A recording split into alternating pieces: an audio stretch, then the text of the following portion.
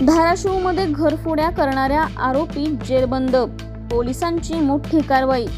धाराशिव जिल्ह्यात वारंवार घरफोडीच्या घटना घडवणाऱ्या एका आरोपीला पोलिसांनी अटक करत मोठं यश मिळवलं आहे।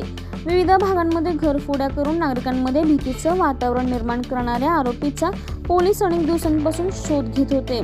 तांत्रिक तपास आणि गुप्त माहितीच्या आधारे सापळा रचून अखेर त्याला जेरबंद करण्यात आलं। अटकेनंतर आरोपीकडून चोरीचा मुद्देमाल जप्त करण्यात आला असून आणखी काही गुन्ह्यांची उकल होण्याची शक्यता पोलिसांनी व्यक्त केली आहे। या कारवाईमुळे नागरिकांनी समाधान व्यक्त केलं असून जिल्हा पोलिसांच्या कामगिरीचे कौतुक केले जात आहे।